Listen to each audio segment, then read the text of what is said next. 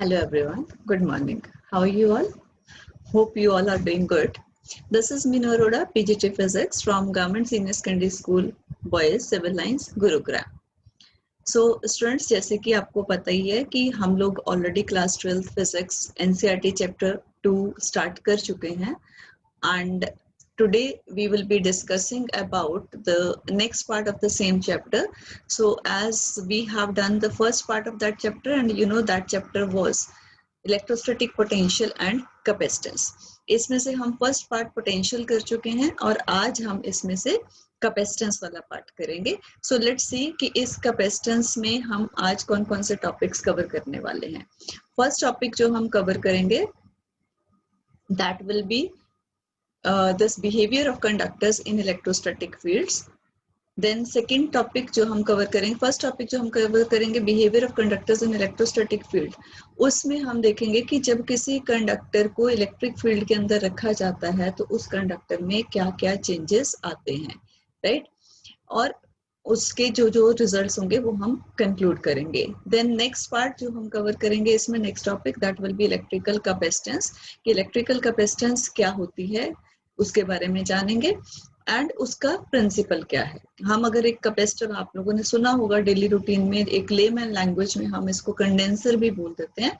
तो वो कंडेंसर या जो कैपेसिटर है उसको बनाने का हमारा प्रिंसिपल क्या रहता है, किस बेस पर हमने उसको बनाया, और फिर जब वो कैपेसिटर बन जाएगा तो उसकी कैपेसिटेंस का फॉर्मूला क्या आता है, वो फॉर्मूला भी हम डिराइव करेंगे. एंड एट लास्ट, जैसे हम हमेशा करते हैं कि अपने नॉलेज को टेस्ट करने के लिए कि जो जो आज हमने पढ़ा उसमें से कुछ प्रैक्टिस क्वेश्चंस करके अपनी नॉलेज को हम टेस्ट करेंगे. So let's start with our very first topic that is behaviour of conductors in electric field, right?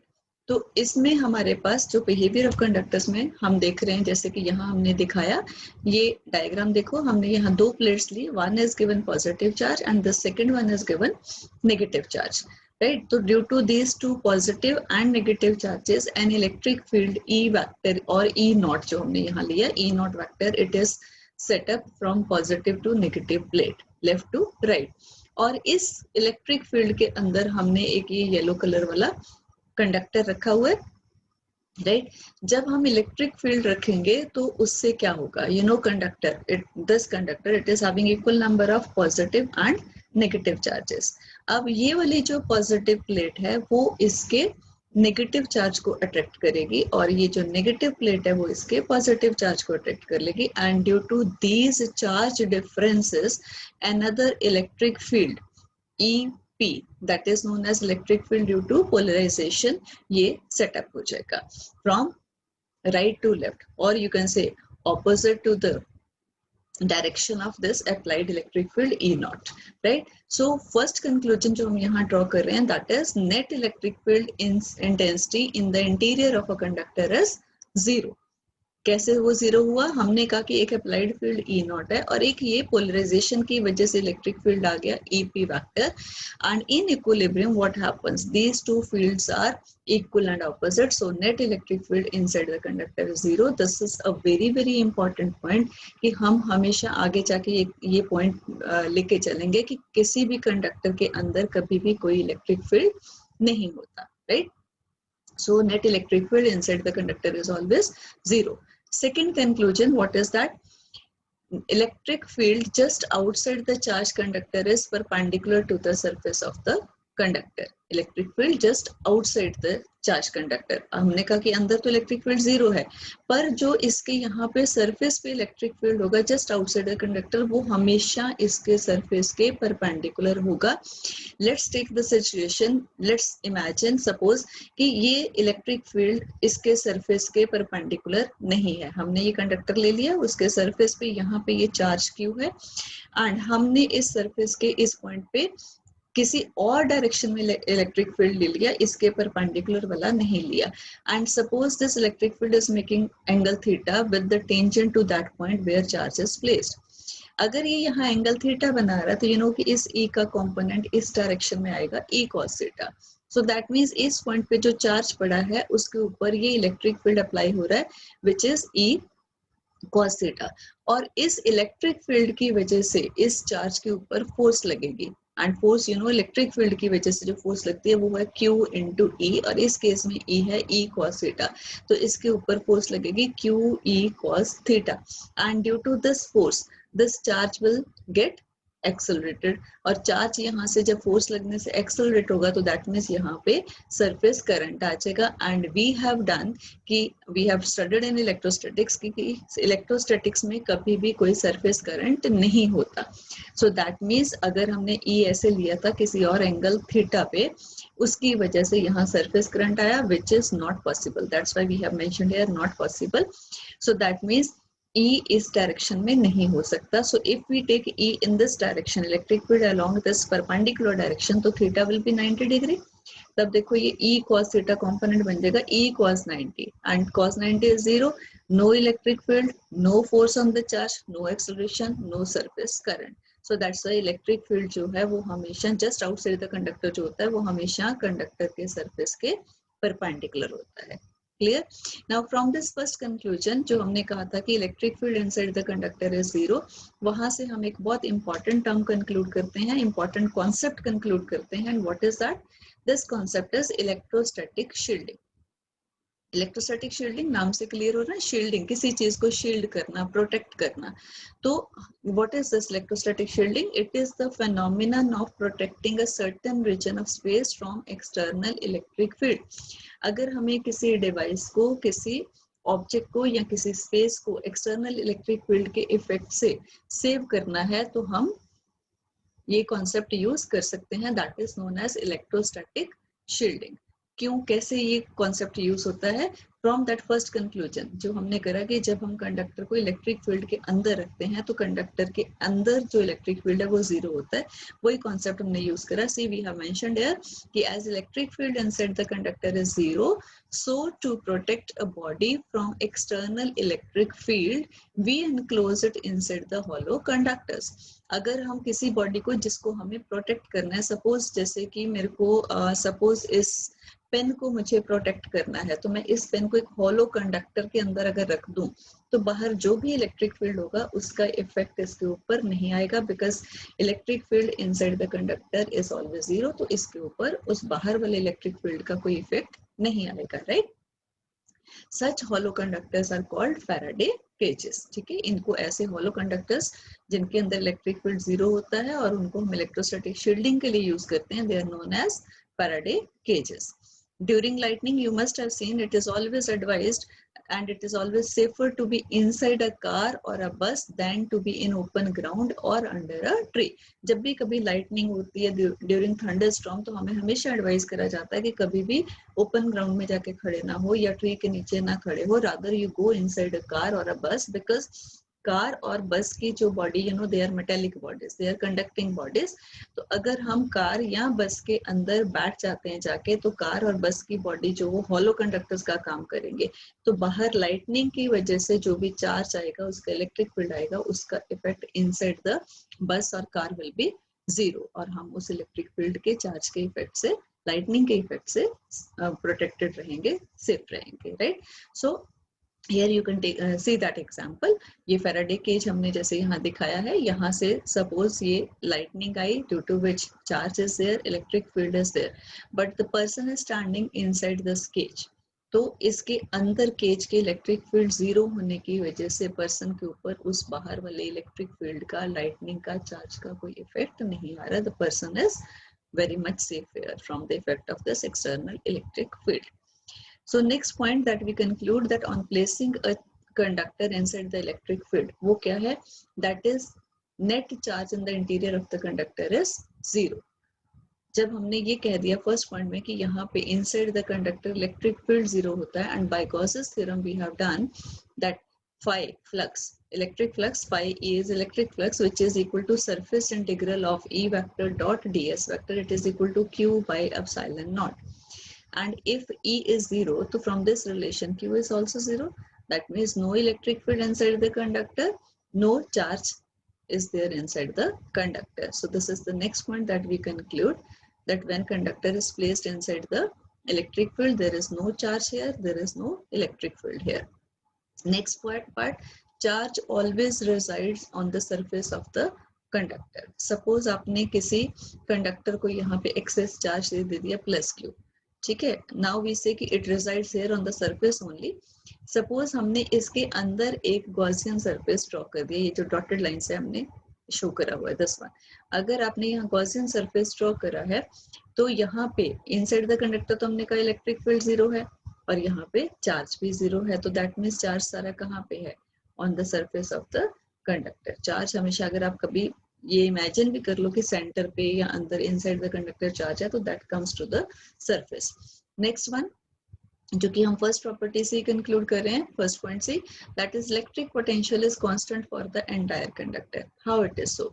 Electric potential inside the conductor, यहाँ पे आप किसी भी पॉइंट पे इलेक्ट्रिक पोटेंशियल की अगर वैल्यू लोगे, यहाँ पे या यहाँ पे, that electric potential is always constant. उसकी हर पॉइंट पे वैल्यू सेम आएगी. कैसे? From this relation we have done this relation that E is minus dV by dr. ठीक है, तो E is minus dV by dr, उस फॉर्मूले से वी कैन सी, अगर हम ये लेते हैं, I just choose to change the color so that it is visible properly.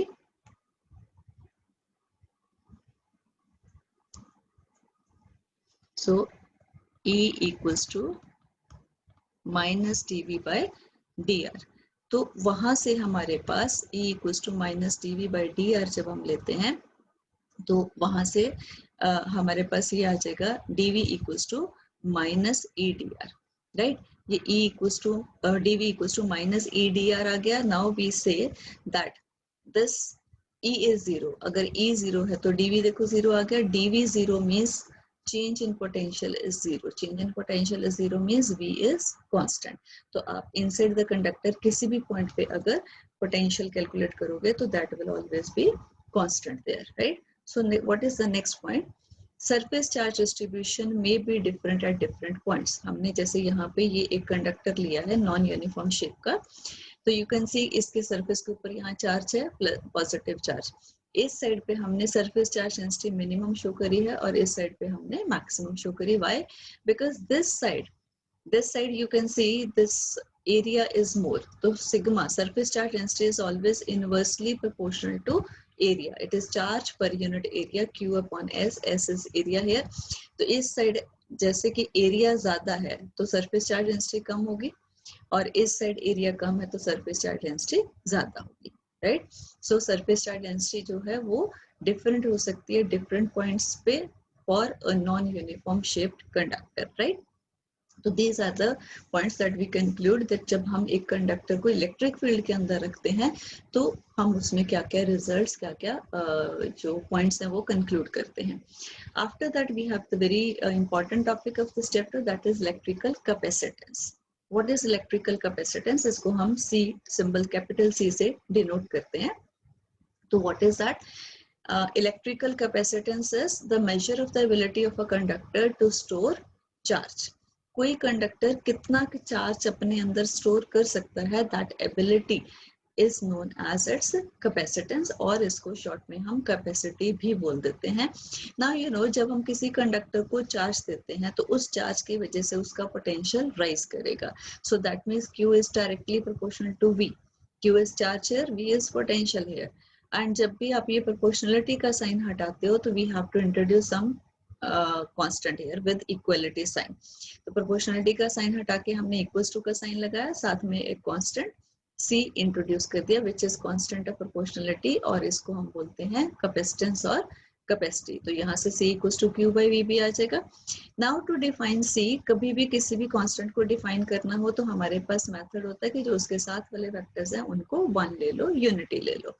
So if we take B as 1 volt then C will be equal to Q, right? So capacitance is what? Capacitance of a conductor is defined as the charge. It is equal to charge, but ये charge Q के बराबर कब आया? जब हमने V को 1 लिया. So it is defined as a charge required to raise its potential through 1 volt. वो चार्ज जो हमें किसी कंडक्टर को देना पड़ता है उसके पोटेंशियल को 1 वोल्ट से इंक्रीज करने के लिए, that charge is known as capacitance or capacity. And SI unit of capacitance is farad. It is farad, जिसका सिंबल हम कैपिटल F लेते हैं. नाउ व्हाट इज फैरेड, किसका शॉर्ट नेम है? You can see here C equals to Q upon V है. तो जो charge और अपॉन वोल्ट, सॉरी पोटेंशियल का यूनिट है, इन दोनों के जो यूनिट्स आएंगे उसका शॉर्ट नेम हमने फैरेड रखा है. तो यू नो चार्ज का ऐसे यूनिट कूलम, पोटेंशियल का ऐसे यूनिट वोल्ट, तो कूलम पर वोल्ट इसका शॉर्ट नेम हमने दिया है farad, right. So short name of coulomb per volt is farad. तो इसको 1 फैरेड को अब डिफाइन कैसे करेंगे? यहाँ से 1 फैरेड कब आएगा? जब चार्ज 1 कूलम हो, पोटेंशियल 1 वोल्ट हो. So capacitance is said to be 1 farad when 1 coulomb of charge raises the potential of a conductor by 1 volt. ठीक है, अगर आपने किसी कंडक्टर को चार्ज 1 कूलम दिया और उसका पोटेंशियल 1 वोल्ट से इंक्रीज हो गया, तो we say it has a capacitance of 1 farad, right. Now the symbol of the capacitor, किसी भी कैपेसिटर को हम डिनोट कैसे करते हैं? By these two parallel lines, और साइड पे ये एक्सटेंडेड लाइंस हैं इनकी. These two parallel lines they represent capacitor, और ये जो साइड वाली लाइंस हैं they represent the connecting terminals, जिनकी हेल्प से इनको सर्किट में कनेक्ट किया जाता है. अगर कभी हमारे पास कोई वेरिएबल कैपेसिटर हो, मतलब वो कैपेसिटर जिसकी कैपेसिटेंस चेंज हो रही हो, ये तो फिक्स्ड कैपेसिटेंस वाले कैपेसिटर्स के लिए. अगर कोई कैपेसिटर ऐसा हो जिसकी वैल्यू चेंज हो रही हो कैपेसिटेंस की, तो हम हमेशा इसके सिंबल के ऊपर यहाँ पे एरो लगा देते हैं. तो किसी भी चीज को रिप्रेजेंट करने के लिए जो कि वेरिएबल हो, व्हाट वी डू, जैसे हमने ये लिया, ठीक है, ये हमने एक कैपेसिटर पहले ड्रॉ कर दिया, और उसके बाद अगर अब मैं इस सिंबल के ऊपर ऐसे एरो लगा दूं, तो then this is the symbol to represent a capacitor of variable capacitance, right? Since 1 coulomb is big amount of charge, we know कि 1 coulomb is a very big amount of charge. इतना charge हम नहीं दे सकते हैं. तो अगर 1 coulomb बहुत ज्यादा बड़ा चार्ज है, तो ऑब्वियसली 1 फैरेड कैपेसिटेंस भी बहुत ज्यादा कैपेसिटेंस होगी from this formula. So what the generally used units for capacitance will be millifarad, microfarad, nanofarad, picofarad, etc. तो हम हमेशा इनके smaller units use करते हैं because 1 farad is a very very large capacitance. Now capacitance of an isolated spherical conductor, हमने कह दिया कि कंडक्टर की ability to store charges capacitance, पर अगर वो कंडक्टर स्फेरिकल हो, मींस स्फीयर की फॉर्म में हो, तो उसकी कैपेसिटेंस कितनी होगी, कैसे कैलकुलेट करेंगे? It's very simple. रिमेंबर, जब भी आपको कभी कैपेसिटेंस कैलकुलेट करनी हो, तो आप हमेशा पोटेंशियल की कैलकुलेशन से स्टार्ट करो, because you know potential is always due to a charge. तो जब भी आप पोटेंशियल की कैलकुलेशंस करोगे, उसमें कहीं ना कहीं चार्ज जरूर आएगा उसके फॉर्मूले में. तो वहां से Q अपॉन V करके, आपने ये कर लिया C is Q upon V, तो वहां से Q अपॉन V करके हम कैपेसिटेंस का फॉर्मूला कैलकुलेट कर सकते हैं, राइट. सेम हियर, हमने एक ये स्फेरिकल कंडक्टर ले लिया जिसका सेंटर O है, रेडियस R है, and we are placing charge plus Q at its center. You know this will not reside here, it will come to the surface, but to make the study simple, हमने उसको assume कर लिया कि it is lying at the center. Now due to this charge there will be some potential here on the surface of the spherical conductor. तो इस point पे potential at any point on the surface of the spherical conductor क्या होगा? V equals to Q upon 4 pi epsilon naught R. This formula we have already derived when we studied about potential due to a point charge. तो वहां हमने करा था 1/4 pi epsilon naught into Q by R, तो वो formula आ गया इसका. अब देखो इसमें Q आ गया, इसमें V आ गया, तो Q upon V यहाँ से easily कैलकुलेट हो सकता है. जब आप Q upon V कैलकुलेट करोगे तो that will give you the value of C, capacitance. तो फ्रॉम हेयर जब आप Q upon V करोगे तो ये 4 pi epsilon naught R cross multiply होके इधर आ जाएगा, तो C की वैल्यू देखो आ गई 4 pi epsilon naught R. Remember, this formula is to be used when R is given in SI system, that is in meter. क्योंकि हमने यहाँ ये यूज करा है 4 pi epsilon naught, और ये जो 1/4 pi epsilon naught यहाँ यूज करा था, it is always used for SI system and in vacuum. तो that means we are dealing with SI system here. तो यहाँ पे R मीटर में होगा और कैपेसिटेंस फैरेड में होगी, राइट.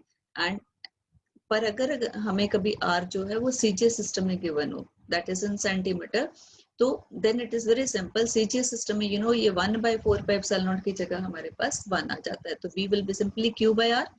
तब आप Q upon V कैपेसिटेंस निकालोगे तो वो सिंपली R आएगी. सो अगर कभी R हमें सेंटीमीटर्स में गिवन है, तो capacitance will be equal to R but in stat farad, क्योंकि आर सीजीएस में है तो कैपेसिटेंस भी सीजीएस में होगी। जैसे कूलम का सीजीएस यूनिट होता है स्टैट कूलम, ऐसे ही फैरड का सीजीएस यूनिट होता है स्टैट फैरड, राइट। सो यहाँ पे हमारे पास अगर आर सेंटीमीटर में है तो सी आर के बराबर होगा but in stat farad. And from here you also conclude कि capacitance of a spherical conductor is always directly proportional to its radius. More is the radius, more is the capacitance, and vice versa. And this equation it is true for conducting spheres, whether hollow or solid. ठीक है, तो ये sphere hollow भी हो सकता है और solid भी हो सकता है.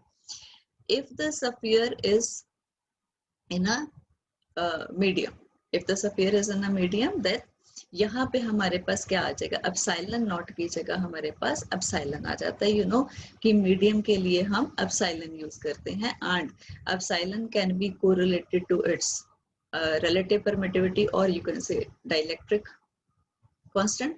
तो हमारे पास एप्सिलॉन आर जो है, this epsilon R this is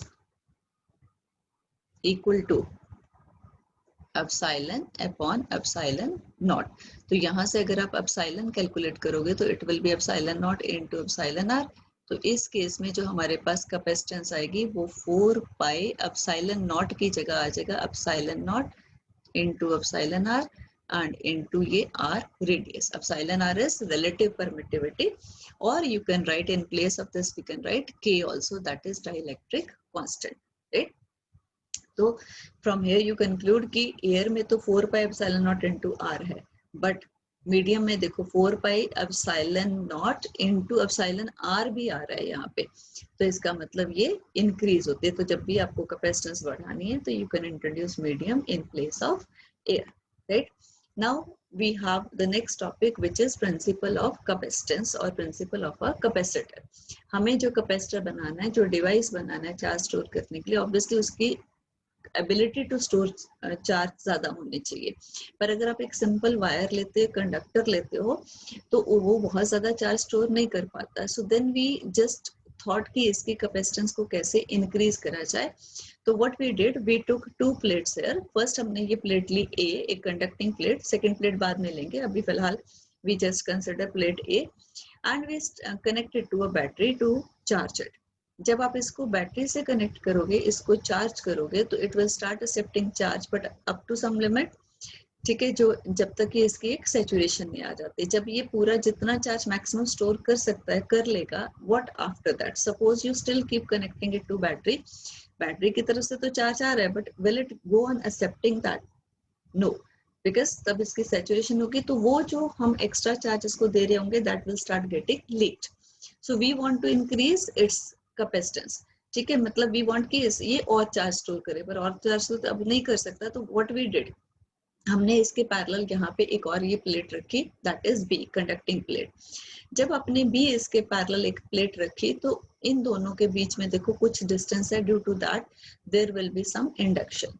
और इंडक्शन से क्या होगा, इस ए के सामने यहाँ पे बी की जो लेफ्ट साइड है वहां पे नेगेटिव चार्ज इंड्यूस हो जाएगा और इसकी राइट साइड पे पॉजिटिव चार्ज इंड्यूस हो जाएगा due to induction we have studied. Now this negative charge ये क्या करता है, ये नेगेटिव चार्ज इस पॉजिटिव चार्ज के इफेक्ट को, पोटेंशियल को डिक्रीज करेगा, बट जो पॉजिटिव है वो इसको इंक्रीज करेगा। इसकी वजह से देखो पोटेंशियल पॉजिटिव, इसकी वजह से नेगेटिव, तो ओवरऑल पोटेंशियल डिक्रीज होगा। ये पॉजिटिव ये इंक्रीज होगा, but we want the potential to get decrease ताकि पोटेंशियल लोअर हो और उसको रेज करने के लिए हम इसे और चार्ज दे सकें और इसकी कैपेसिटेंस बढ़ सके। दैट मीन्स ये वाला चार्ज जो इसकी पोटेंशियल को इंक्रीज कर रहा है, हमें इसे खत्म कर देना चाहिए। तो for that what we did, हमने right side of this plate जो है इसको हमने अर्थ से कनेक्ट कर दिया। जब आप इसको अर्थ से कनेक्ट करते हो तो ये पॉजिटिव चार्ज जो है it flows to earth. Now the question is कि why this negative charge it doesn't go to earth. Positive तो चला गया तो नेगेटिव भी चला जाता है, तो ये मेटालिक प्लेट ही, बट नहीं गया। Why? Because this positive charge it keeps attracting this negative charge. Positive को तो ये रिपेल कर रहा था तो ये चला गया, but negative charge is being attracted towards positive, so that's why this doesn't go to earth. तो अब देखो वो चार्ज बचा जो प्लेट ए के पोटेंशियल को डिक्रीज कर रहा था, तो इसको पहले वाली वैल्यू तक इंक्रीज करने के लिए we can give it more charge. So as it accepts more charge now, that means its capacitance increases. So this is how we form a capacitor. ये जो एक system बना आपके पास positive plate और negative plate का having some separation between them, this system is known as a capacitor. अब ये जो हमने plates ली हैं इनकी shape पे depend करता है कि आपने कैसे सी ली. You can take two plates, you can take two spheres और you can take two cylinders also. अगर हमारे पास plates, plain plates हमने ली हैं to make these two plates A and B, अगर वो planes है तो then we get a parallel plate capacitor. अगर ये conducting plates हमारे पास spheres की forms में है तो we get a spherical capacitor. अगर ये cylinders की form में है तो we get cylindrical capacitor. तो हमारे syllabus में सिर्फ parallel plate capacitor है. तो अब जो हमारे पास capacitor बनेगा उसकी capacitance का formula क्या आएगा? Let's see that. So अब हमने हमारा next topic है capacitance of parallel plate capacitor. तो we have taken two plates here. One is given positive charge, second is given negative charge. Now every time कि B की जो इधर right वाली side है वो अर्थ को connect करिए, वो show करने की जरूरत नहीं है. Understood है कि जब भी capacitor बनाएंगे तो वो ऐसे ही बनाएंगे. A के ऊपर positive charge, B के ऊपर negative charge. And इनके बीच का जो distance of separation है let it be small d. और इसकी surface charge density plus sigma, इसकी माइनस सिग्मा, दोनों इक्वल हैं बट ऑपोजिट है. Minus is not mention but it is understood कि ये माइनस सिग्मा है, ये प्लस सिग्मा है और positive to negative electric field setup हो जाएगा E vector, right. And as I told you कि जब भी हमें कैपेसिटेंस कैलकुलेट करनी है तो we always start with the calculations of potential. And again from the formula E equals to minus dV by dr, you can write V equals to minus E D R. Minus हम छोड़ रहे हैं because we are just concerned about its value. तो E into D R, D R is the distance. तो distance यहाँ पे जो है हमारे केस में वो डी है. So that's why V equals to E into D. और electric field between two parallel plates having equal and opposite charges, ये हमने गॉसेस थ्योरम के एप्लीकेशंस में करा था कि यहाँ पे जो इलेक्ट्रिक फील्ड है, यहाँ बाहर इलेक्ट्रिक फील्ड जीरो होता है, इधर जीरो होता है, बट बिटवीन द प्लेट्स होता है और उसकी वैल्यू कितनी होती है? sigma by epsilon naught, where sigma is surface charge density. तो ये sigma you also know कि it is charge per unit area, तो इसकी value charge per unit area Q by A put कर देंगे.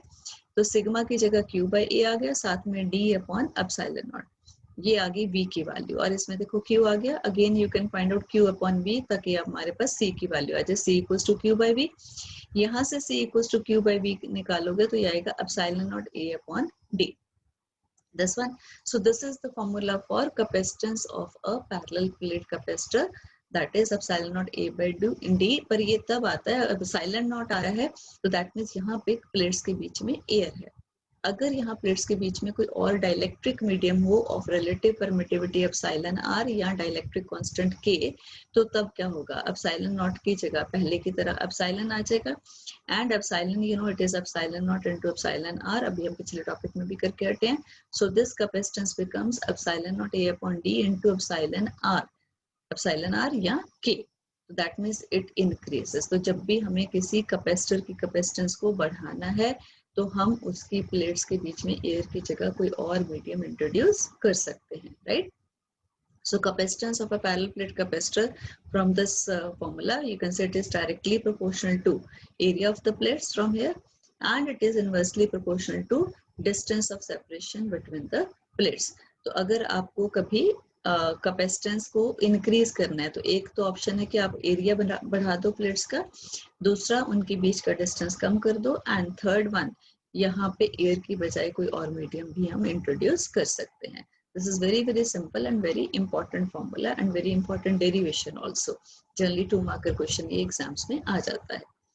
Then after this we now we have practice time. जो अभी तक हमने पढ़ा है, let's see उसके बेस पे कुछ क्वेश्चंस करके देखते हैं कि what we understood. First one, the capacitance of a conductor is 1 farad. What do you mean by this statement? 1 farad capacitance की हमने डेफिनेशन करी थी. अगर हम 1 farad capacitance कहते हैं तो what is the meaning of this? We know कि capacitance is C equals to Q upon V. तो 1 farad कब आएगा? जब Q 1 coulomb है और potential 1 volt है. So capacitance is said to be 1 farad if 1 coulomb of charge increases its electric potential by 1 volt, right? Second question, next question is which physical quantity has its unit coulomb per volt? Is it a scalar और a vector quantity? किस quantity का unit coulomb per volt होता है? तो again think, coulomb is charge, coulomb is the unit of charge, volt is the unit of potential. So Q upon V, and Q upon V is C. That means it is the unit of capacitance. And capacitance is a scalar or a vector.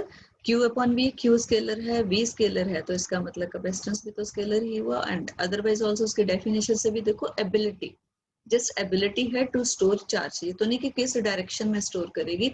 So capacitance is a scalar quantity. On what factors does the capacitance of a capacitor depend? ये तो अभी आप last topic में करके हटे हो. It depends upon geometry of plates, means area of plates, then distance between the plates, area आ गया था फॉर्मूले में, distance d आ गया था, then nature of dielectric medium between the plates, because epsilon was also there. Next question, the radius of a spherical conductor is 10 centimetre, find its capacitance. अब देखो ये पूछा गया क्वेश्चन में कि फाइंड इट्स कैपेसिटेंस, पर ये नहीं कहा गया कि इन फैरेड और stat farad. So I told you कि जब सेंटीमीटर में हो रेडियस, तो इट्स वेरी सिंपल, जितना रेडियस है उतनी capacitance, but in stat farad. अगर आप इसको 10 फैरेड लिख दोगे तो no marks will be given. So if it is 10 centimeter, तो capacitance will be 10 stat farad. But अगर ये आए कि find the capacitance in farad, तो better to convert R in meter first. Radius को पहले मीटर में करो, फिर 4 pi epsilon naught R का फॉर्मूला लगा के capacitance निकालो.